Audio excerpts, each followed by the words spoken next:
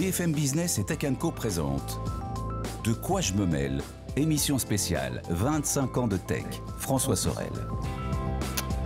Et oui les amis, merci d'être toujours avec nous. Deuxième partie de ce De quoi je me mêle spécial exceptionnel. On fête les 25 ans de quoi je me mêle cette semaine avec, vous l'avez sans doute remarqué si vous êtes un fidèle auditeur de BFM Business depuis ce matin tôt, et bien voilà, une matinée aux couleurs de la tech et ça va continuer comme ça tout au long de la journée avec en point d'orgue, en épilogue, une émission spéciale que j'aurai le plaisir de vous présenter en direct et en public dans le grand studio du groupe RMC BFM avec des invités prestigieux et là encore on reviendra sur les innovations qui ont marqué tous nos invités durant ces 25 dernières années. On reparlera de l'iPhone justement avec Pascal Cagny. Pascal Cagny qui a été pendant de nombreuses années le patron Europe d'Apple et qui a vécu en fait la révolution iPhone. Et il en parle tellement bien. Il sera avec nous ce soir et il nous racontera tout ça. Et puis d'autres invités, je vous garderai la surprise bien sûr. Toujours Anthony Morel avec nous pour cette deuxième partie que vous retrouvez sur BFM Business bien évidemment. Et puis deux autres historiques qui sont là, qui nous font l'amitié d'être avec nous sur le plateau. C'est Florence Centreau qui est là. Salut Florence. Bonjour. Ravi de te retrouver ma chère Florence. Pareil. Grande joie. C'était quand Florence? Tu te souviens ou pas?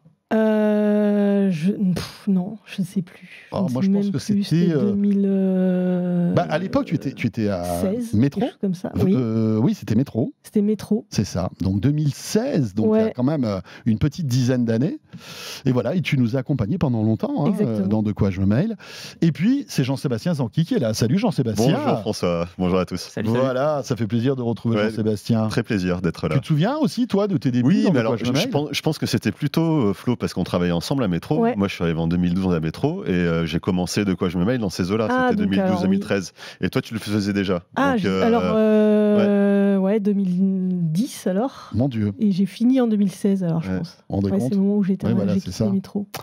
Voilà, ravi de vous retrouver tous les deux. Également, ça fait très plaisir. Vous êtes toujours très beaux, très en forme. Toi aussi, François. Tout va bien, merci. Et comme on a commencé avec cet exercice, on va continuer avec cet exercice. On va se replonger dans on va dire les innovations qui vous ont marqué ces 25 dernières années. Florence, tiens, on va commencer par toi. Qu'est-ce qui t'a marqué durant ces 25 ans de quoi je me mêle? Moi, c'est dans le prolongement un peu du smartphone, c'est tout ce qui est paiement sans contact, paiement NFC, et aussi tout ce que permet le NFC en fait, et qui facilite tellement la vie, c'est un vrai bonheur. Par exemple, juste payer sans avoir à sortir sa carte bleue à chaque fois et en utilisant son téléphone et partir un peu les mains vides comme ça, je trouve ça hyper cool. L'utiliser aussi via sa montre connectée, et même sans avoir son smartphone carrément, je trouve ça hyper pratique quand on va faire courir un petit peu et qu'on n'est pas envie de se charger trop et qu'on a envie d'acheter une petite boisson au retour ou des choses comme ça. C'est vrai que le paiement sans contact, qui a explosé avec le Covid finalement, à l'époque, les cartes bancaires et puis après Apple Pay a... Bon, voilà. Depuis... Ça a été une explosion technologique dans plein de domaines. Ça avait déjà bien commencé, mais ça s'est généralisé effectivement avec le Covid. Et puis il y a aussi tout ce qui permet aujourd'hui, par exemple, présenter une carte d'embarquement quand on prend le train ou l'avion, de payer son transport quand on prend un métro, un bus, un tram, etc.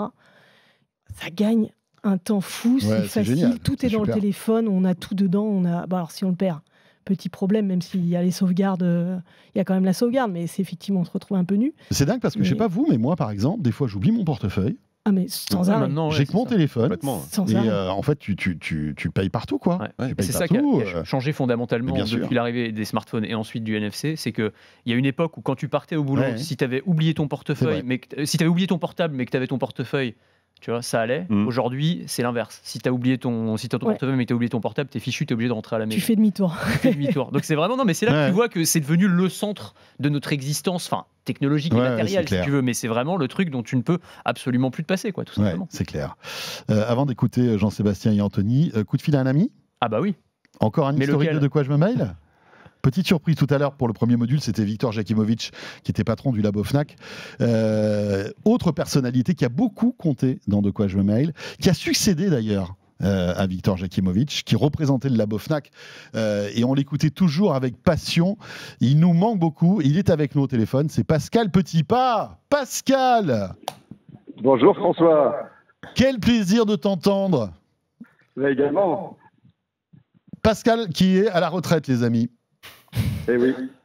Et il est à la retraite plutôt bien comme il faut, dans le sud de la France, avec une belle maison, pas loin de la mer, un peu comme Victor Jakimovic. Toi, tu es en Méditerranée, lui, il est du côté de l'Atlantique, c'est un peu ça, hein? Voilà, moi je suis dans le Var, effectivement, et je profite de cette superbe région et d'une retraite rêvée. Pascal, que de souvenirs dans De quoi je me mêle quand même, non? Oui, que de souvenirs. Moi, mes premières émissions, c'était avant même de rentrer au labo Fnac. C'était lorsque je travaillais dans une célèbre société japonaise, Panasonic. C'est vrai. Et j'étais venu en 2006 pour parler à l'époque d'appareils photo numériques et de DVD enregistrables, si je me souviens bien. Waouh, les DVD enregistrables! Et oui, ça existait, ça. C'est dingue. Ouais. Incroyable. Vous vous souvenez de ces trucs-là? Oui. Platine DVD, on enregistrait nos films qui passent à la télé sur un DVD enregistrable. Ouais, c'est ça. C'était la suite de la Voilà, VHS. donc tout ça fait presque 20 ans, en fait. Ouais, et puis après, tu as intégré le labo Fnac. Exactement, avec des interventions plus régulières, où on parlait de beaucoup de choses, de hi-fi, de vidéos, de photos, de tout ce qui était domestique. Et puis au fur et à mesure, bien entendu, toutes les nouvelles technologies, y compris le smartphone dont on parle beaucoup. Et puis voilà, la 4K, la possibilité maintenant qu'il y ait une personne de regarder des films d'une qualité incroyable avec de la fibre, ce qui a été complètement impossible pendant de longues années. Voilà, donc l'image a beaucoup évolué, le son également, mais le smartphone reste le produit le plus emblématique de ces dernières années. Et les télé 3D qui ont beaucoup marqué. C'était aussi chez Panasonic. Oui, on en a parlé beaucoup. Ça s'est vite arrêté. Ouais, et puis les télé incurvées également, il y a eu beaucoup d'idées. Ouais. Et puis je sais pas si vous, il y avait télé incurvée, et puis il y avait la guerre des formats. Je sais pas si vous vous souvenez, mais avant le Blu-ray, il y avait le HD DVD. Qu'est-ce qu'on en avait parlé, Pascal, de tout ça à l'époque? Et c'est vrai qu'il y avait. À Las Vegas, je me souviens d'un stand HD DVD qui était prévu et qui avait été fermé au moment de l'ouverture du salon. Ouais, parce que pour les plus jeunes d'entre vous, ce qui s'était passé, c'est que bon, aujourd'hui, le Blu-ray, bon, alors qui est carrément disparu, mais pendant un moment, le successeur du DVD, c'était le Blu-ray. Mais il faut savoir que il y avait une bataille qui était terrible entre deux formats. D'un côté Toshiba et de l'autre côté Sony, hein, pour schématiser. D'un côté le HD DVD qui avait ses particularités techniques, et de l'autre côté le Blu-ray. Et avec des jeux d'alliance. Des jeux d'alliance, bien sûr. C'était Game of Thrones le truc. Mais évidemment, et c'est les studios de cinéma qui ont signé la fin de la récré et qui ont fait gagner le Blu-ray finalement. Et Toshiba a jeté l'éponge très vite en disant OK. Et si on revient vraiment en arrière, il faut se dire que cette bataille, elle a aussi existé à l'époque bien ancienne du VHS, des 2000 et Betamax, où c'était aussi les studios qui avaient décidé. Depuis ta campagne varoise dans ta maison au soleil, tu t'intéresses toujours à la tech, Pascal, ou tu as complètement décroché? Non, je suis toujours, à travers entre autres les émissions, à travers les magazines. Non, ce qui a beaucoup changé, bien entendu, c'est que quand on est en activité, surtout dans les postes que j'ai pu occuper, on est en contact avec les industriels et on arrive à avoir des informations passionnantes plusieurs mois, voire plusieurs années à l'avance. Donc, en tout cas, à deviner un petit peu les tendances. Et ça, bien sûr, c'est quelque chose que je n'ai plus aujourd'hui. Donc, voilà, je suis un simple auditeur. Et voilà, je suis avec passion, toujours, malgré tout ce qui se passe. Merci d'être passé dans De quoi je me mêle, Pascal. C'était un plaisir. Et bien écoute, voilà, profite bien de ton soleil et j'espère te recroiser, pourquoi pas, un jour ou l'autre dans cette émission. Eh bien, pourquoi pas. Et bonjour à tous et bon anniversaire à l'émission. Merci Pascal. Voilà, écoutez, on repart avec Jean-Sébastien, parce que Jean-Sébastien, toi, on le sait, un peu comme Pascal, tu es fan de son. Oui. Et moi, j'adorais tes chroniques parce que tu testes toujours tous les casques, etc. Et c'est vrai que quand on est fan de son, de casque, il y a quand même eu une révolution de dingo. Vraiment, ouais. c'est le Bluetooth. Oui, tout à fait. Le Bluetooth, ça a été quelque chose d'absolument majeur dans l'évolution des produits audio, en tout cas des casques et des écouteurs. Notamment, aujourd'hui, on a presque tous des trous wireless. C'est quelque chose qu'on n'avait même pas idée que ça pouvait exister à une époque.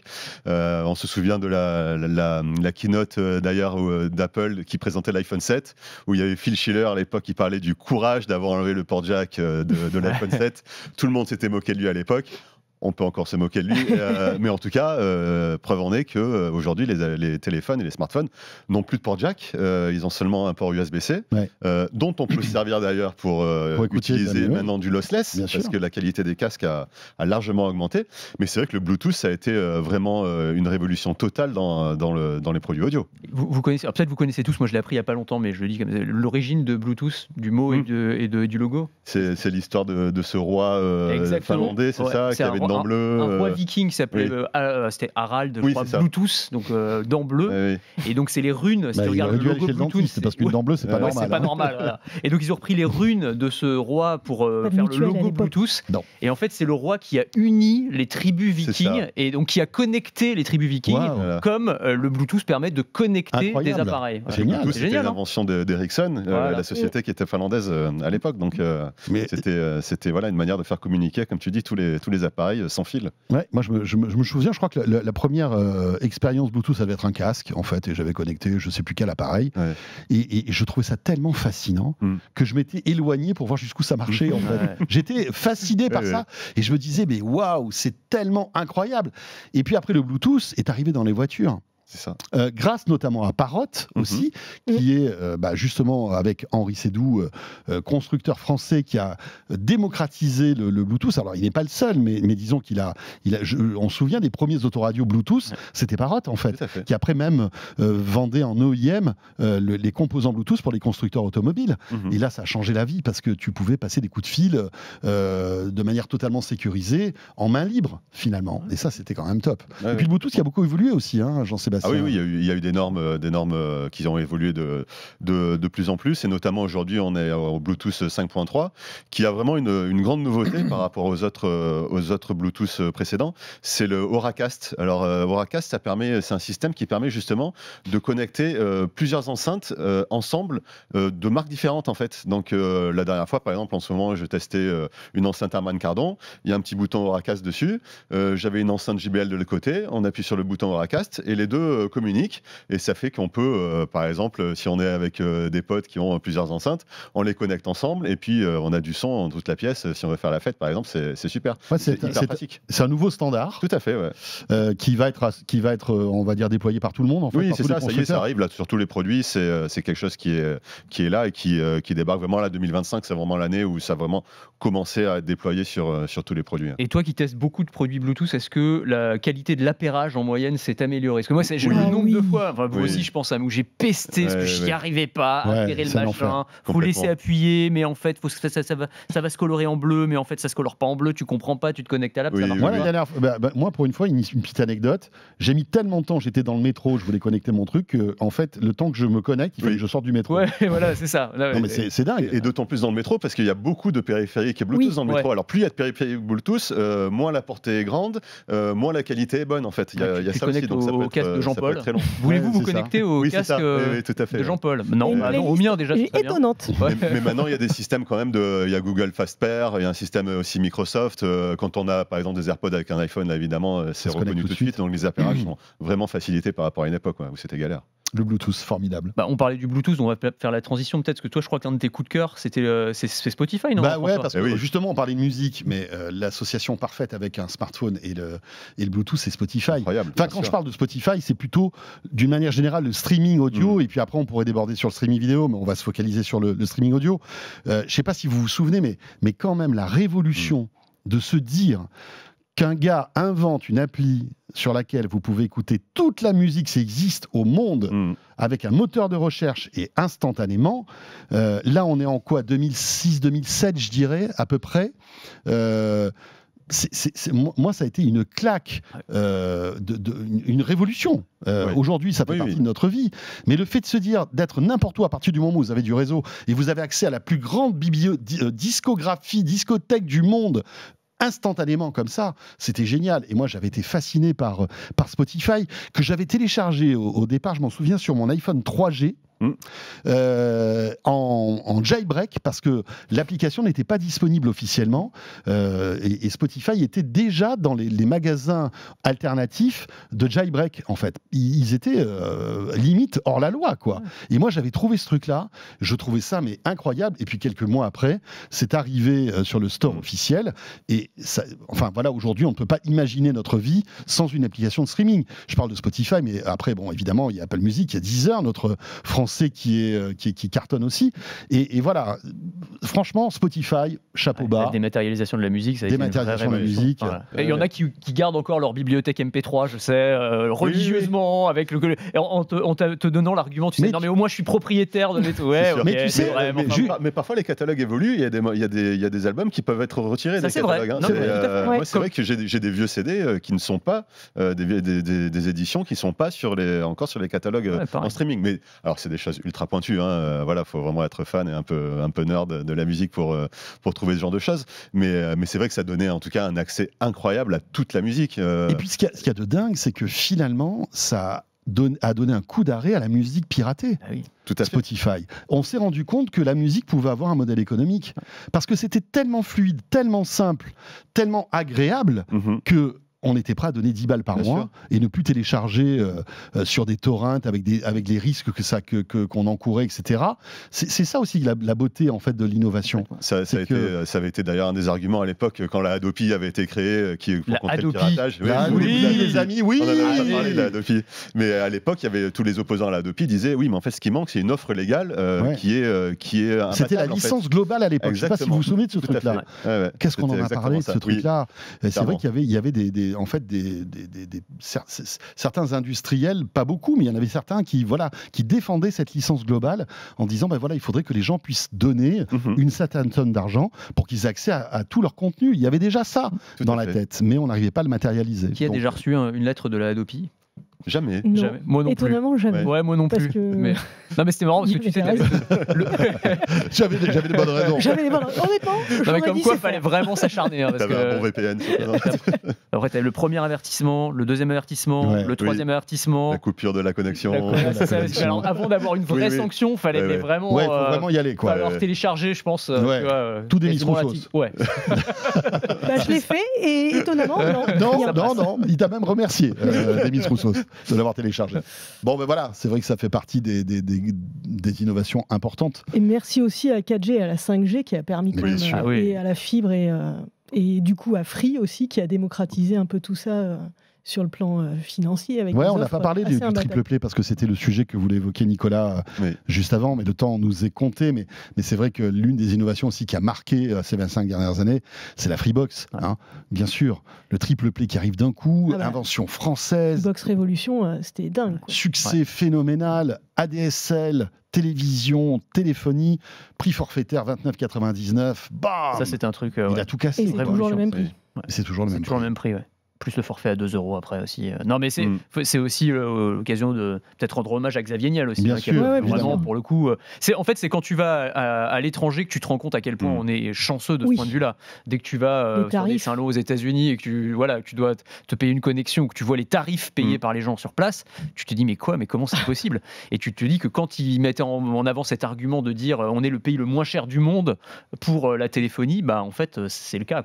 Oui, et la qualité au rendez-vous, parce que pareil aux États-Unis, la qualité, faut la chercher. Hein. Non, là, on a vraiment de la chance là-dessus. Anthony, oui, tu avais une deuxième petite innovation à nous présenter. Écoute, moi, je voulais parler de toutes les avancées dans le domaine de la biométrie, qui nous ont pas mal changé la vie aussi, mine de rien, à partir de la révolution smartphone. Alors ça commence bien avant, la biométrie. Déjà, il y avait des applications militaires. Au début des années 2000, tu as commencé à avoir des applications grand public sur les PC. Tu avais des PC avec des lecteurs d'empreintes digitales, des IBM, des ThinkPad, je crois à l'époque d'ailleurs. Génial. Donc c'est génial, tu vois, vraiment très très bien. Donc pour lui donner un petit peu sensible. Il fallait appuyer hyper fort pour que ça marche. Ouais, c'est ça. Non, mais c'était les débuts, on va dire. Son doigt, là, comme ça. Là, ouais, exactement. Et puis après, t'as quand même eu tu caressais ton petit. Caresse ton ordinateur. Et puis à partir de l'émergence des smartphones et puis des technologies ensuite de déverrouillage par l'empreinte digitale ou par la reconnaissance faciale, mine de rien, c'est du temps de gagner aussi. Ça relie un petit peu ce que tu disais tout à l'heure sur le NFC, c'est-à-dire c'est ces briques technologiques qu'on a ajoutées ensuite à nos téléphones, à nos montres, et qui font que, mine de rien, on s'en rend même plus compte, mais ça nous simplifie tellement la vie. On doit déverrouiller son téléphone, je sais pas, 150 fois par jour en moyenne. Si tu devais taper un code PIN à chaque fois, comme c'était le cas à une époque, là, tu as juste à montrer ton visage. Et puis, en attendant les prochains développements, c'est un champ qui me fascine, ce fait que finalement, c'est ton corps qui serve d'empreinte numérique et d'authentificateur. On a des boîtes qui travaillent sur la reconnaissance par le rythme cardiaque, parce qu'on a tous un rythme cardiaque qui est différent, par la voix, la reconnaissance... la paume de la main, j'ai vu. La paume de la main, ouais, absolument. Le réseau veineux à la surface, c'est un truc aussi vraiment révolutionnaire. Et puis, il y a tout ce qu'on appelle la biométrie comportementale aussi, c'est-à-dire le fait que tu n'aies même plus besoin d'utiliser... En fait, c'est ta façon d'utiliser le téléphone qui te sert de signature. La façon dont tu tapes, par exemple, au clavier, parce qu'on a tous une frappe de clavier différente, la façon dont tu te déplaces, les lieux où tu vas, et en fonction de ça, on est capable de donner un score d'authenticité. Et en fait, c'est cette évolution depuis le début des années 2000 jusqu'à où on en est aujourd'hui, mine de rien, ça fait partie de ces petites choses, mais qui, pour moi, ont vraiment changé la vie, quoi. Moi, la petite révolution que j'ai vécue il n'y a pas si longtemps que ça, c'était lors d'un vol que j'ai pris aux États-Unis, où tu le prends sans montrer quoi que ce soit, tu passes devant une caméra, il te détecte et tu rentres dans l'avion, quoi. Et là, tu te dis, c'est quand même impressionnant, parce que tu n'as même plus besoin de montrer ton ticket d'embarquement, ton passeport ou ta carte d'identité, ton visage, en fait, il y a tout ce qu'il faut. Il vérifie et ça passe, et ça marche. Tu gagnes un temps fou, c'est génial, en fait. Avec tous les enjeux derrière de sécurité que ça pose, bien sûr, de la vie privée, il y a tous ces débats aussi qui sont passionnants d'ailleurs. Hein. Mais ouais, je suis complètement d'accord avec toi. J'ai vu des expérimentations où les mecs, je te parlais des battements du cœur, c'était aussi ça. C'est-à-dire, tu es dans l'aéroport, en fait, tu n'as plus besoin de sortir quoi que ce soit, parce qu'on va à chaque instant soit te filmer, donc on reconnaît ton visage, soit analyser les battements de ton cœur, donc on sait que c'est toi. Donc là encore, tu vois, on est capable d'authentifier le fait que c'est vraiment ta personne qui est en train de se déplacer, qui passe le portique, qui arrive dans la salle d'embarquement. Enfin, c'est dingue. Ouais, c'est fou. Florence, autre innovation que tu voulais évoquer avec nous, c'est les Google Glass. On s'en souvient. On s'en souvient. C'est pas les Google Glass qu'on mange, hein. Ça n'a rien à voir. Parce que peut-être que ça peut mieux marcher, les Glass Google. Carton, ça, les Google Glass. Mais je pense faire ça. Mais ouais. Mais je suis sûr que dans leur café en France, parce que sinon c'est Google Ice Cream, quoi. Oui, voilà, ça marche moins bien. Ça marche moins bien. Sauf que là, on parle pas des glaces. Non, on parle des lunettes. De ces lunettes dont l'échec a été retentissant. On le voit à l'écran. Il faut dire qu'elles avaient un look un peu spécifique. Déjà, oui. On dirait Jean-Michel Jarre à la fin de la soirée. Non, ça ne marchera pas. Vegeta dans Dragon Ball, moi, avec le petit calculateur de force. Les petites infos, tu voyais tout. Les lunettes elles-mêmes le design n'était pas abouti, et même si maintenant il y a des lunettes qui affichent directement en tête haute sur le verre des infos, c'est toujours pas rentré dans les mœurs, et c'est tant mieux, j'ai envie de dire, parce que c'est quand même un peu bizarre. Mais c'est vrai que c'est un produit étonnant, les Google Glass, parce que évidemment on peut se moquer. On pouvait se dire que ça pouvait être pratique, ça affichait des infos, genre t'as reçu un SMS, t'as reçu un mail, des choses comme ça. Ça a un peu remplacé, c'était un peu l'équivalent de la montre connectée pour son. Je sais pas ce que vous en pensez, mais c'est arrivé beaucoup trop tôt finalement. Et la société n'était pas prête à vivre ce type de choses, d'autant que c'était des lunettes très marquées, qui étaient beaucoup trop futuristes. On voyait tout de suite que t'avais un truc sur la tête qui te filmait. C'est une caméra que tu braques sur les gens aussi, quoi. Bien sûr, et ça posait de gros problèmes. Moi, je me souviens. Enfin, on a tous raconté des histoires des ingénieurs chez Google ou je sais pas quoi qui se baladaient dans la rue et qui se faisaient molester parce qu'ils avaient ce type de lunettes, quoi. Moi, l'ingénieur qui m'avait fait la démo chez Google m'avait avoué en off qu'il ne les portait jamais, en fait. Donc tout était dit, en fait. Tu vois, il pouvait avoir fait la démo la plus parfaite du monde. Allez, merci. Vous pouvez rentrer chez vous, monsieur. Merci beaucoup. C'était fini, quoi. Au revoir. Mais moi, je pense que je pense qu'ils étaient un peu trop en avance sur leur temps, et on voit aujourd'hui, parce qu'on en parle assez régulièrement, de quoi je me mail, mais on voit qu'il y a plein d'annonces autour des lunettes. Ça va être 2025, ça va être un peu l'année des lunettes, du revival. Google, Samsung travaille sur le sujet, on sait qu'Apple aussi réfléchit au sujet. Donc moi je pense que c'est toujours pareil, en termes d'innovation, faut être là au bon moment, quoi. Mais il y a des innovateurs, des initiateurs, on va le dire comme ça, ils tentent des trucs. Peut-être ça fonctionne pas, mais là en fait ceux qui sont en train de travailler maintenant sur ces lunettes, ils savent ce qui fonctionne pas, donc du coup par déduction ils savent ce qui va peut-être potentiellement marcher. Ils vont tirer finalement les dividendes de l'échec de Google qui a été effectivement retentissant, mais peut-être qu'en fait il y aura un héritage dans le fait que demain ou après-demain on aura peut-être tous des lunettes connectées avec de la réalité augmentée ou pas, de l'intelligence artificielle. On sait que Zuckerberg, son discours c'est de dire que les lunettes vont remplacer les smartphones. Oui, bien sûr. Donc c'est pas si délirant que ça. Ah, j'y crois pas une seconde. Tu crois pas? Ah, j'y crois pas une seconde. Ouais. Faut pas oublier quand même que les lunettes, c'est un appareil qui est quand même un peu embêtant à porter, quoi. Enfin, moi on est beaucoup à porter des lunettes. Moi, si je pouvais m'en passer, je serais content. Donc, je sais pas si des gens qui ne portent pas de lunettes habituellement vont avoir envie de porter des lunettes avec des verres blancs, voilà. C'est toute la question. Ouais. Juste pour avoir une interface. Mais je sais pas. Faut voir. Mais en tout cas, c'est vrai que l'évolution, quand on voit certains modèles actuels, c'est un peu plus mature qu'à l'époque des Google Glass. Jean-Sébastien, quoi d'autre? Alors on a parlé du Bluetooth, peut-être les montres connectées aussi, parce que c'est vrai que alors on a beaucoup parlé de smartphones tout à l'heure, mais c'est vrai qu'après il y a toute une galaxie d'accessoires connectés qui se sont branchés sur le smartphone, et notamment les montres connectées, ça c'est vrai. Et c'est vrai que c'est une révolution un peu plus discrète, on va dire, que le smartphone, mais malgré tout on voit aujourd'hui beaucoup de monde en porte, et notamment pour tout ce qui est sport et santé. C'est vrai, on se souvient à l'époque, il y avait un peu un plantage d'Apple quand ils avaient lancé l'Apple Watch en la positionnant sur quelque chose de luxueux, etc. Ils sont vite revenus dans quelque chose de santé et sport, et ils ont eu raison parce que c'est vraiment, je trouve, l'usage qui est le plus pertinent. C'est vrai que moi, je me souviens, quand j'ai eu ma première Apple Watch, je me suis remis à nager parce que ça comptait les longueurs, c'était hyper pratique. Il y a un côté ludique. Voilà, on parlait de lunettes. Moi qui n'avais pas de lunettes quand je nageais et que j'y vois rien, je savais pas quelle heure il était, je savais pas combien j'avais fait de longueur, je savais plus où j'étais. Tu savais même plus si tu étais dans la piscine. Voilà, exactement. J'étais un mouillé quand même, ça oui, donc je savais. Mais effectivement, d'avoir ces longueurs, par exemple, sur sa montre, je trouvais ça dingue. Ça détectait si on faisait de la brasse, si on faisait du crawl. Je trouvais ça quand même assez dingue. Et aujourd'hui, tu pourrais plus te passer toi. Non, mais moi c'est clair. Moi, c'est pas pour la nage, c'est pour la course à pied. Mais ça a révolutionné la pratique de la course à pied. Tu peux avoir sur ta montre tes programmes d'entraînement, ton fractionné, ton machin. T'as le côté, comme tu le disais, ludique, un peu gamifié, où tu vas pouvoir mesurer tes progrès séance après séance. Puis en plus, après, tu as eu toutes les applications type Strava qui sont venues en plus s'ajouter là-dessus. Mais oui, vraiment pour la pratique sportive, je suis complètement d'accord, c'est une révolution absolue. Voilà. Eh bien écoutez, c'est avec la montre connectée qu'on termine ce De quoi je me mêle spécial 25 ans d'innovation et les 25 ans de quoi je me mêle. Restez pour le bonus. Ah oui, parce que j'en dis pas plus.